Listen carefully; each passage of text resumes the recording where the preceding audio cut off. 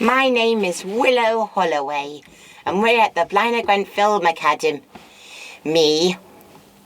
And Film Academy recording room. And also with my guest here we have Ty and Sir Kevin. What's so funny, Sir Kevin? Sir Kevin, it makes me sound like a knight. Well, first of all, you are a sir, and your name is Kevin. I love it. Thank you. We leave that in. Yes. So this is our podcast show, and what are we going to be talking about today, Willow? And today we're going to be talking about animation. Okay. And also, animation has already existed for 100 years, and possibly even longer, maybe. For instance, one of the earliest animations that I know, of course it's not the first one. For instance, the first one was either in the early 1900s, the first time with the animated camera. Oh, right. Before those kind of ones, there was such thing as a toy in the 1820s when you move about faster and you'll see one bird on the side and a cage on the other side, and you go really fast and you will see the bird in the I've cage. seen that, yeah, and everything. You got all these images that are kind of like just changed slightly, and when you spin around really quick. Absolutely. The first cartoon? Yeah. Okay. And also, after that, the person who invented the idea wasn't satisfied yet, and then possibly in the 1870s, also managed to invent a special animation wheel that spins around fast. You look in through a special sort of mirror, and you see the character moving. For instance, there was a picture of a lady fetching a bucket of water from a well, going up and down, and it's loop. Wow, And also, wow, the same thing kept on going. But the person was still not satisfied, so he invented a special drum that goes around very fast, and it's the same sort of process as well. The characters move, and for instance, a person going a backflip, and also if you look in the special slots, you'll see the animation properly without seeing a blur from the inside. Right, so let me get this right. So you draw a picture, slightly change it, slightly change it again, slightly change it again. And then you put in a spinning drum. Put in a spinning drum. And then you spin it around really fast, and you look through the little slide holes, and then you're able to see it. Wow, okay. And then the person was able to make his own sort of film, use the same process by spinning around, using special lights, and also managed to release it at theatres, and also was a good film success. Wow. Of course, there was no sound at the time, but they were able to play it by a piano. Ah, And so, it was- right. So it's almost like a silent movie, just like the silent movies, right? In the olden days, you didn't have no sound at all. No, sound wasn't You had a guy invented. down there, yeah. Sound wasn't invented until the late 20s. Right. Sound wasn't Interesting. invented. Interesting. Oh yes, and then afterwards, by the end of the 19th century, then other animation films were done as well. For instance, the most animation that I know that's a silent film, and I've got at home on DVD, is Felix the Cat, which Felix the Cat first made an appearance in 1919 by a creator called Pat Sullivan. And that was a silent animation as well, then. Oh yeah, yes, yeah, and that yeah, was also okay. played by instruments, and the music that was played on instrument on the DVD released was just so jazzy, and it was nice as well. And also, when I was watching it, I had to pause a few times so I get a chance to read the text. And also, Wow. later afterwards, it was also the last 2 episodes did have sound and colour. So they come about 10 years later, perhaps? And also then the first animation in colour, which was in black and white, they believe that it was Steamboat Willie in 1928, which was also Mickey Mouse's first appearance from Walt Disney in 1928. And also, Mickey Mouse wasn't Walt Disney's first creation, it wasn't. But the one before that, in 1927, was Oswald the Lucky Rabbit, who was also at Universal's. I feel like I'm learning so much today, Willow. Okay, so Ty, have you seen Mickey Mouse, the early stuff? Yeah. And what do you love about Mickey Mouse? Mickey Mouse is like And by the way, my they mum... first started in the shed with Mouse Willie showed Minnie Mouse, and then it went on and on and on, like he gone through the years. And also, when I remember seeing some of the cartoons, for instance, Oswald the Lucky Rabbit, which was seen at Universal Pictures, I found that quite interesting, and also my mummy sort of likes those kind of animations my mummy likes. And also what I thought was a little bit creepy was in some scenes when the characters greet, they're able to take half of their head off and put it back on. What's that, Will? That is... Well, that was also with Lucky Rabbit, for instance. At one... Lucky Rabbit? Oh, yes, and also once on Mickey Mouse, when he was also doing at the carnivals. No, the carnival. So what did this look like? What did these look like? Well, first of all, they were black and white, of course, and grey a bit. And also, most of it was done by music and sound. But what I also found was interesting was how it all was realistic. And also, the part of my me interested was that in that scene, they're able to make the hot dogs, for instance, the dog, for instance, the sausages, alive they were able to get away and make them bark. And also, what made me surprised was that also once I remember seeing a Mickey Mouse cartoon when they were in a plane and he was trying to seduce Minnie Mouse without her permission. He was trying to produce, but then she slapped Mickey. And then when they landed, he was a bit like, ooh, and then he started to sob for no reason, which I thought, and also I was a bit offended. I was a bit like, oh, when I saw him trying to seduce Minnie. Well, yeah, rightly so as well, Ty, yeah? Rightly so. Oh yes, because they're not allowed to do that anymore. No. So moving on a bit. What animations do really like capture you? You know, what animations have you seen you think I love? Let's start with you, Ty. What animations do you love? Beauty and the Beast. Beauty and the Beast. Can you tell us a bit about Beauty and the Beast, Will? Oh, Beauty and the Beast was seen in 1991 by Disney Pictures, and also it was done by computer animations, by the scenes where they're going through the hall and that. And also, you can tell it's computer generated by some of the scenery. You can tell it's computer generated. So when did traditional animation stop being on cells and then change over digital? In 1990. It was 1990. Okay, so it's not that long ago, really. Oh yes, which I also found was quite surprising. And then the last 2D Disney film was in 2009's Princess and the Frog and 2011's Winnie the Pooh, until it was all completely sadly taken over by 3D technology. Do you like 3D technology? Well, 3D technology is quite interesting, but it's also very difficult to use. For instance, the first 3D film was Disney Pixar's Toy Story, which was released in 1995. Yeah, go on, sorry, Will. Which was also the same year it was invented, and also the same year that I'm not too sure that Disney Pixar started production. I thought Toy Story was groundbreaking, and I really enjoyed it. You really? Yeah. What do you like about Toy Story? It definitely must have been groundbreaking. Oh, yeah. When you first saw the Toys that first 3D movie. Yeah. Oh, yes. What do you like about it, Ty? Toys that talk, but when she's there, the toys don't talk. I know.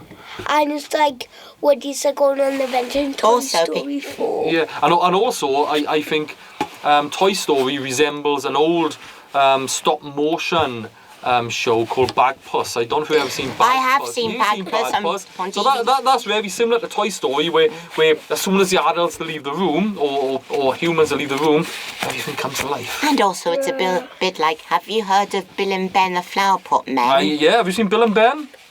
For instance, Bill and Ben? the original ones was seen in 1953.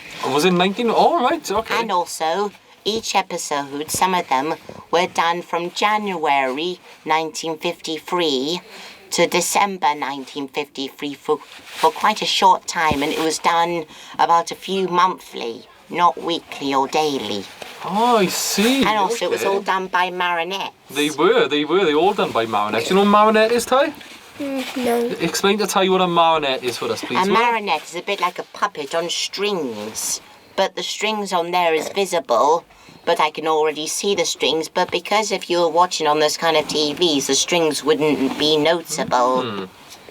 Like Pinocchio, they trying to like make him like a toy they had in that Pinocchio, so they can be like a doll kind of thing. Yeah, just like Pinocchio. So, earlier on when we was talking off the podcast show, you talked about Bambi. You said Bambi. Yes. So sometimes a lot of animation films to take on some really serious stories. Absolutely. You know, it's not just, some of them don't even seem like they're for kids, and I think Bambi is a good example of that, Willow. Oh yes, and the same deducing also came with Oswald, and the same seduction earlier. And also, did you know that the first Disney and the first cartoon with colour, and also the first film with all three colours, red, green and blue, was Walt Disney's Silly Symphony's Flowers and Trees. Oh, okay. And also, for instance, the other films were done with green and blue, which for some people, when they done it with the first time, they end up hurting their eyes. For instance, some of the red and green were overlapping from the before frames that were overlapping. Now, one animation film which I think was groundbreaking and it still remains to this day one of my favourite films is Who Framed Roger Rabbit. My mummy said, oh, it's just some cartoon from the 80s. So, have a look at Who Framed Roger Rabbit because it's one of the first times that real actors interacted with animation. And Bob Hoskins is a private investigator. Oh, yes, and he's investigating. I think it's the head of one of the animation studios is deaf, but he had to interact with a cartoon that wasn't even there. His acting must have been fantastic. I mostly know Bob Hoskins from Matilda. Matilda, he's in Matilda as well. Yeah, Oh, yes. and also, do you know the one for like Smallfoot and that? He's his dad. Ah, He's the voice of his Matilda's dad. He's also appeared in Super Mario Brothers, the movie in 1993. He did. He was actually one of the brothers, wasn't he? He was one of the Super Mario Brothers. Except the only issue was when I saw in the movie that some of the characters do not look anything like the ones in the video games. They don't look anything. For instance, Mario and Luigi just look like separate people, except Mario and Luigi was able to wear their sort of signature clothes, except Luigi didn't look Italian and he didn't even sound Italian. He just sounded like some random young man. Some of the cartoons that I enjoyed growing up, I used to sit down on a Saturday morning. Oh, yes. First of all, we had the K-Bears, which my sister used to like. Oh, then, yes, I've got K-Bears on K-Bears, videotape. yeah. Then it was a cartoon called Jason the Wheeled Warriors. Oh, we looked at this not long ago, didn't we? Oh, yes, absolutely. And the old cartoon was based about a young man who was looking for his father across space. But they all drove these super cool cars and they used to fight the bad guys, which was called the Monster Mines. Was a little bit like them. Well, have you heard of a cartoon called The Masked? That was also Mask Crusaders? Yes, Masked Crusaders. Yeah, working overtime, fighting crime. Oh yes, was it a bit like that? Yeah. And lastly then, one of my all-time favourite cartoons or animations was Transformers. Oh, that's And good. mine is Avengers. You said Avengers, like this one by your ties, eh? Secret Wars. Okay, so this is one of the early Avenger films, and this was, let's have a look, 2006, and this is, you just put that there, right? This is the Ultimate Avengers, I think, is it?